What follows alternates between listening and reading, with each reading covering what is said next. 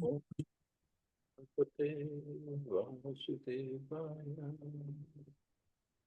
Om Namo Bhagavate Vasudevaya.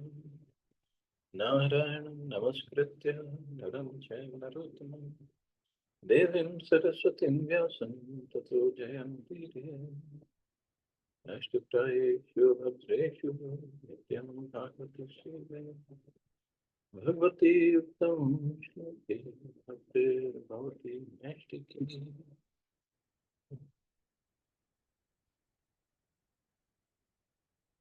So continuing with the discussion on Srila Prabhupada Lilamrita by Srila Goswami, chapter 35, and Prabhupada is in New York in 1971. In New York, Prabhupada lectured gravely and authoritatively from Srimad Bhagavatam, stressing surrender to Krishna through surrendering to the Krishna consciousness movement.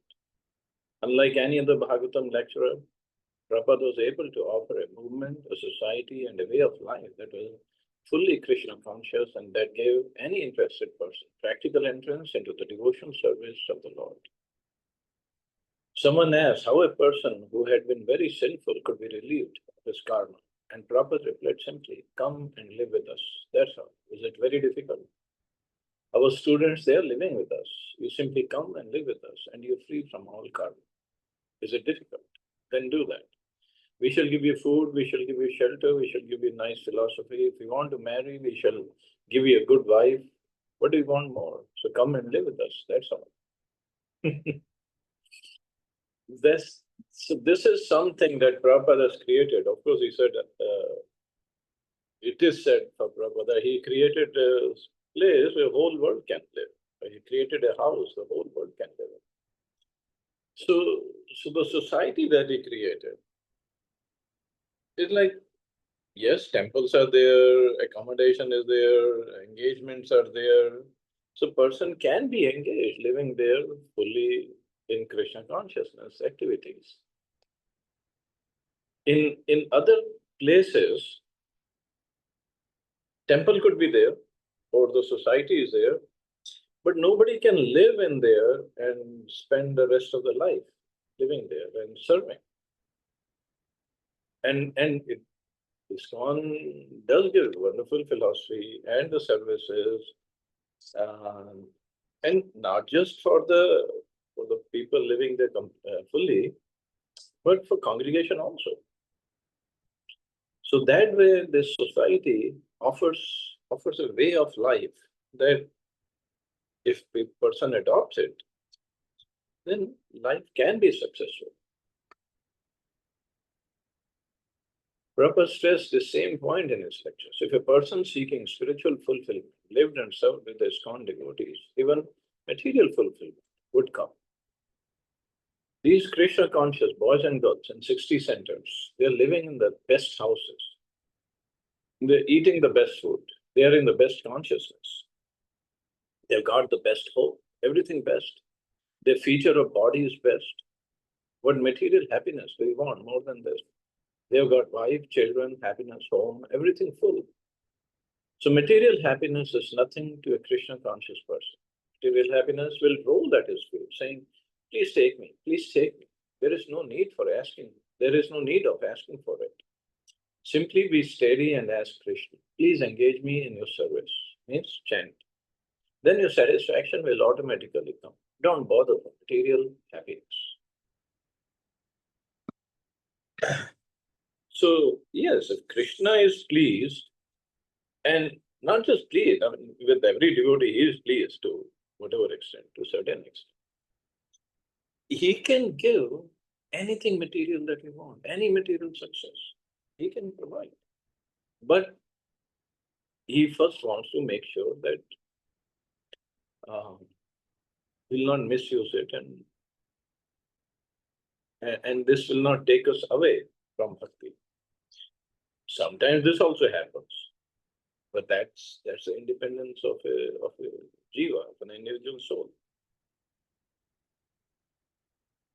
But regardless, whatever bhakti we perform, that stays with us.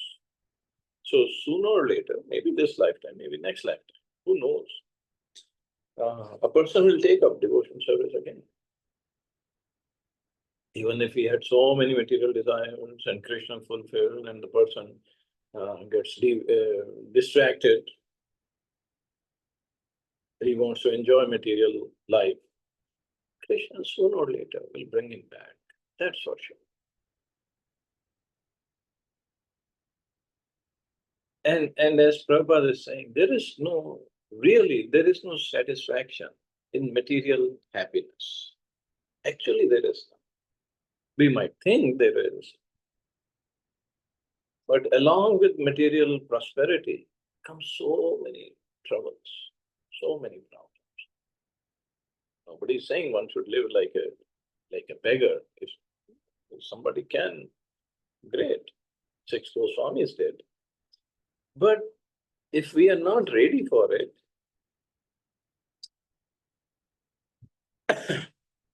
well, this is from the scriptures we understand. The material prosperity of you, the lots of material, it doesn't bring lots of happiness or lots of satisfaction. It only brings envious people or people who want to steal it away from us, or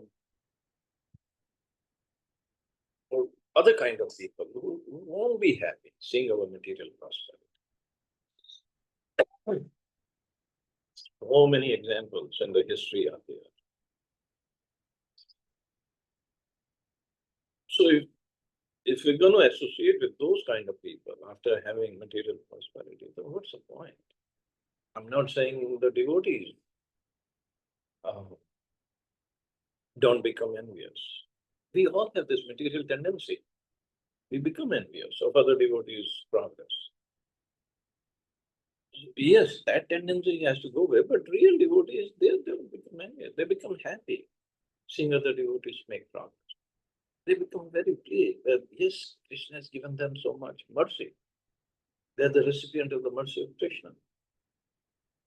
Recipient of mercy of Prabhupada, of Chaitanya Mahaprabhu. They become happy. But in general, yes, people become very, very envious. So the goal should be spiritual prosperity. So at least we are on the safe side. Nanda Kishore asks, what happens to a person out on the street if we just give him one simply wonderful or some prasada, then it is wonderful, simply wonderful. The devotees laughed. Now, simply wonderful. Once devotees made some laddus. They had mixed coconut, some sweet dry fruits, and they just rolled it and make some laddus. And they offered it to Prabhupada, offered to deities, and then they offered to Prabhupada. And because this kind of laddus were never made in India, India has a different kind of laddus. So they asked Prabhupada, what should we name it? Prabhupada just said, simply wonderful. And it became popular like that. It's still called simply wonderful in ISKCON. Therefore, you give him wonderful, and because he's eating that wonderful sweet, one day he will come to your temple and become wonderful. Therefore, it is simply wonderful. So go on distributing this simply wonderful. Your philosophy is simply wonderful. Your prasadam is simply wonderful. You are simply wonderful. And your Krishna is simply wonderful. The whole process is simply wonderful. Krishna acts wonderfully, and it is acting wonderfully. Who can deny it? Kirtan Maharaj. Prabhupada is simply wonderful. And actually, this simply wonderful laddu,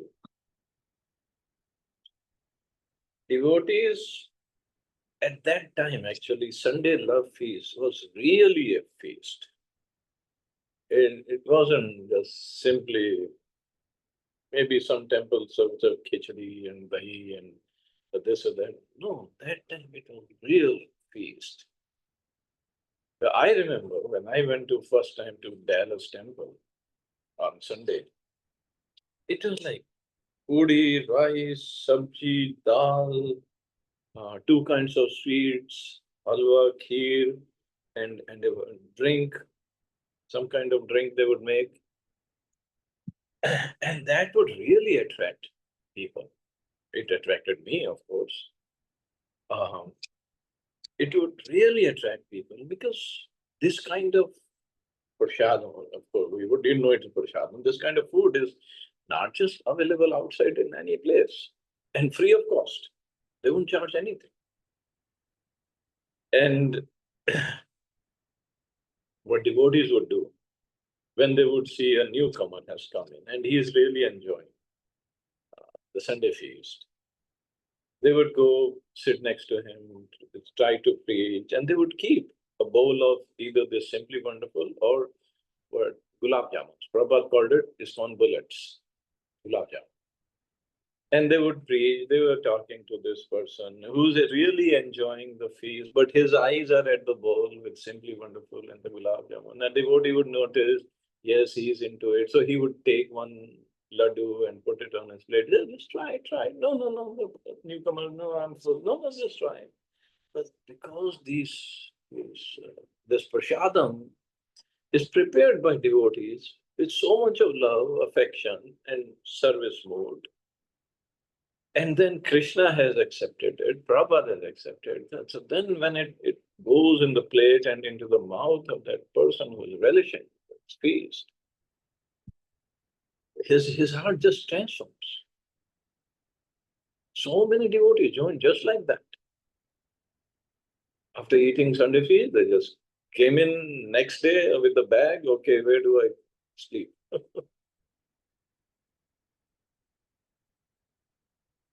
In at least in America, Europe, or outside India, devotees themselves, they prepare Sunday feast. They're not, they don't hire cooks to prepare Sunday feast. I have done it. I have done it myself. We prepared Sunday feast, then we set up, then we serve, then we clean up afterwards. Whole day Sunday would go on this. On Monday, when I used to go to work, my colleagues would ask, "You look more tired. What did you do on Sunday?" I said, "No, Dad, I come to office on Monday to relax." And they said they knew I won't go to clubs or any other place, bars or anything else. They said, "What do you do on Sundays? You get so tired." But this was a schedule every Sunday.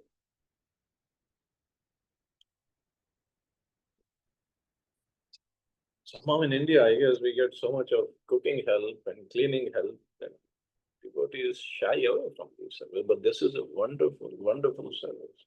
And when you serve this kind of prasadam prepared by devotees to the local public or whoever has come to attend that Sunday feast, transformation really happens.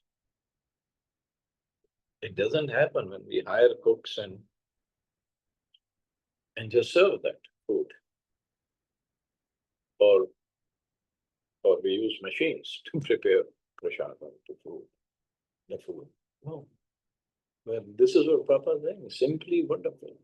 And even if somebody thinks, oh, it's very tiring, prepare for, we used to get about 300 people in Dallas to prepare for 300 people. Yes, it is tiring. I'm not saying it is easy. But this is devotional service. What else we are asking for when we are chanting? Please engage me in your devotional service. And Krishna is giving us service. I think, yeah, then engage more devotees in that service. But this is something, it should be done by devotees. Even serving, cleaning afterwards. After all, this is what we are supposed to do. But anyway, while Prabhupada continued in New York, poised to leave for London in a few days, his secretary mentioned that many US centers were still vying for his presence.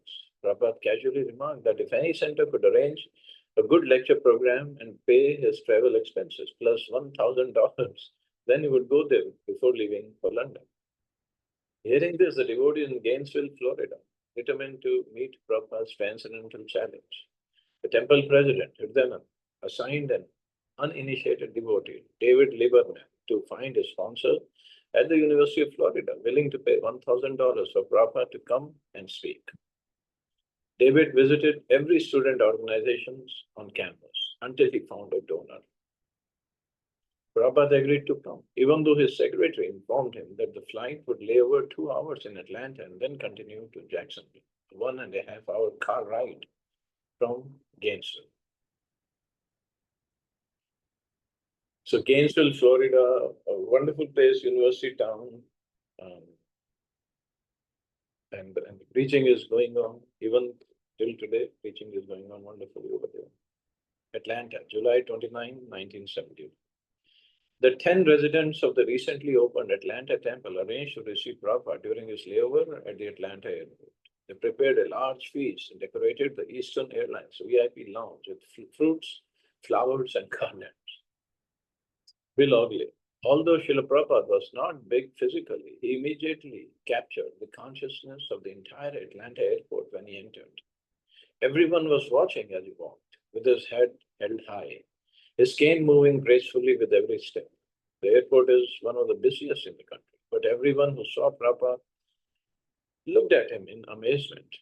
Airport officials voluntarily began clearing a path for Prabhupada to walk. But what was even more amazing was that he was so submissive to such insignificant disciple as we. Prabhupada entered the VIP lounge with his disciples and about 20 Indian guests. Confronting the portable Vyasasana atop a marble top, Prabhupada declined. The seat seemed unsteady. But the devotees assured him that it was sturdy. So Prabhupada climbed up, sat down, and began leading a kirtan. After speaking for about 15 minutes, Prabhupada concluded his lecture. This is not sentimental chanting, but it is based on the soundest philosophy, Vedic literature. We have got so many books, and you can buy them in our bookstore. Where is the bookstore? There was a long pause. The devotees had remembered fruits, flowers, the chair, the feast, invitations to the Indians, but they had forgotten Prabhupada's books.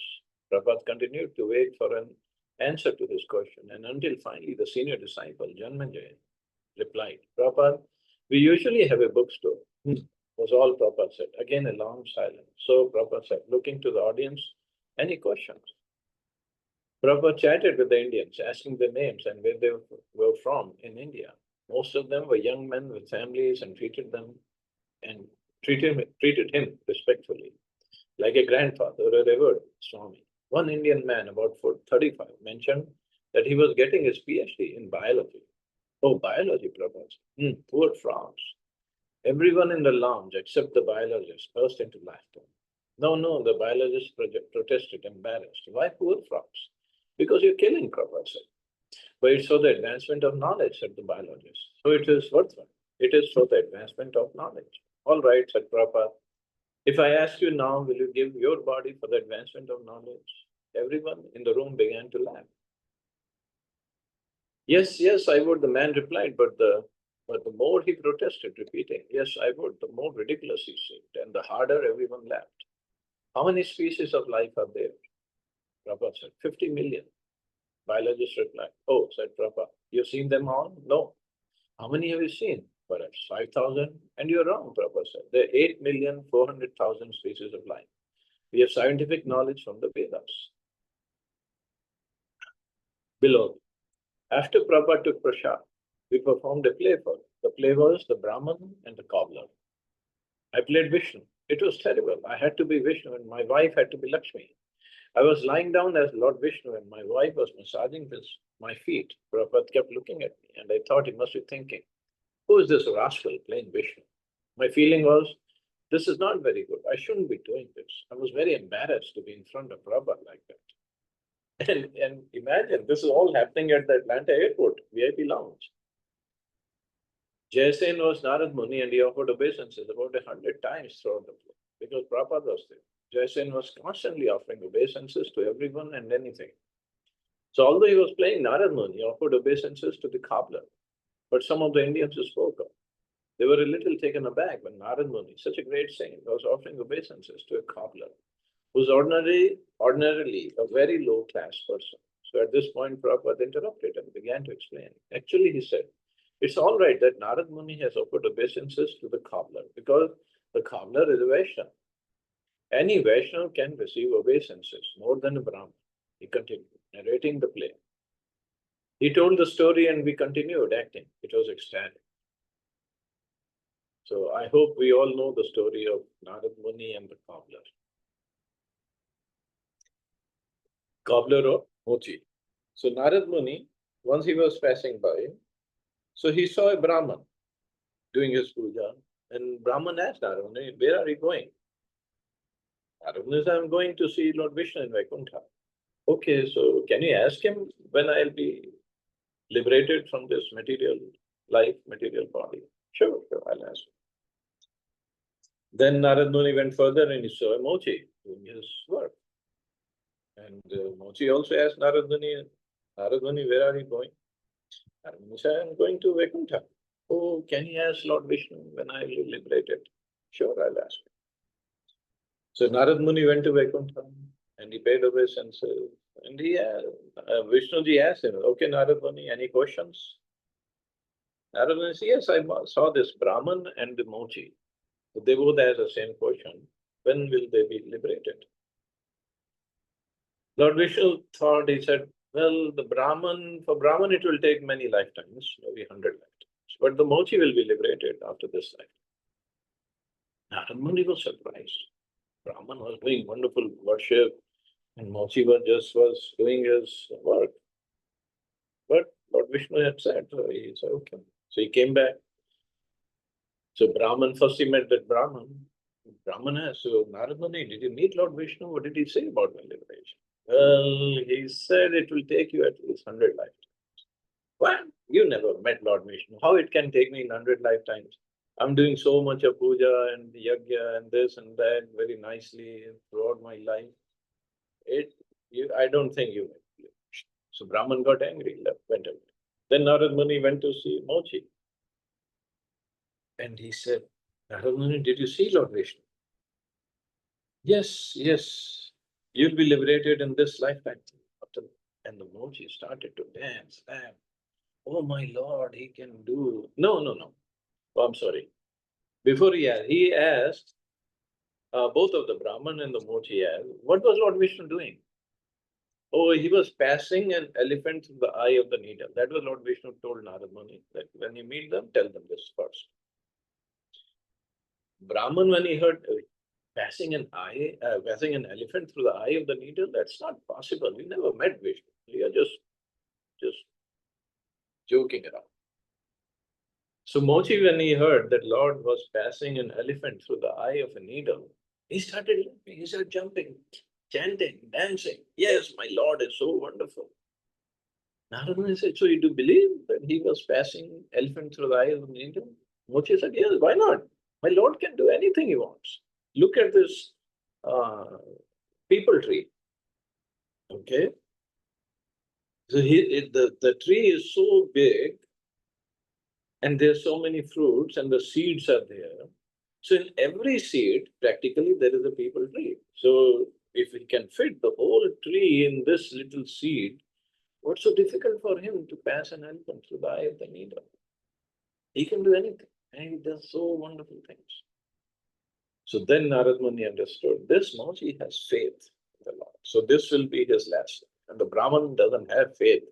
It will take him many lifetimes to develop that faith before he goes back. As Prabhupada was leaving the lounge to board his flight for Jacksonville, a lady in a wheelchair, the mother of one of the devotees in Atlanta, raised herself up and threw herself at Prabhupada's feet. With tears in her eyes, she cried out, I'm dying of cancer, save me, save me. Srila Prabhupada bent down, put his hand on her head. That's all right, he said comfortingly. That's all right. As Prabhupada, garlanded with red roses and magnolias, walked down the corridor toward his plane, the devotees thought that Prabhupada appeared majestic, like a king. He emanated a golden effulgence, and he seemed powerful yet humble. The devotees felt spiritual strength and pledged to follow Prabhupada's teachings. They last glimpsed him walking across the airfield towards a small plane that would take him to Jacksonville. His saffron silk dhoti and kurta blowing in the breeze, he returned to them and waved. And then he left. Okay, I guess we can stop here. See anybody have any questions?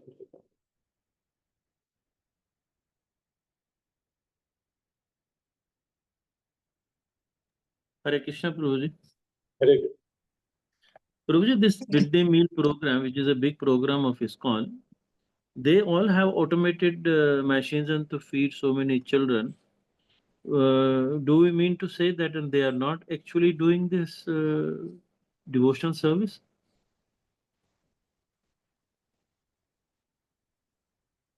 The midday meal program is different. Because lakhs and lakhs of children have to be fed. So practically that is the only way they can do it. But I was talking about the Sunday feast program. At least that should be done by devotees.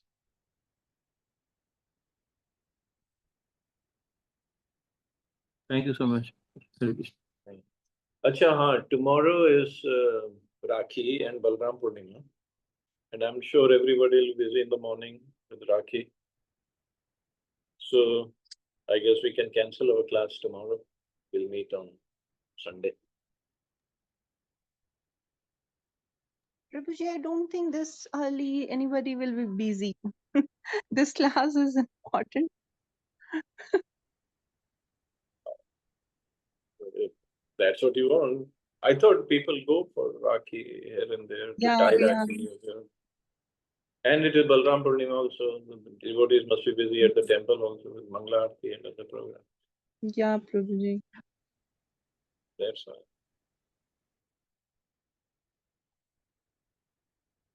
So I guess we can cancel that. Bye. Why Yeah, give them, okay, put them Prabhuji. in a dilemma. Okay, so I'll see you on 10th. Hare Krishna. Thank you, Prabhuji. Hare Krishna. Jai Prabhupada. Jai Srila Prabhupada.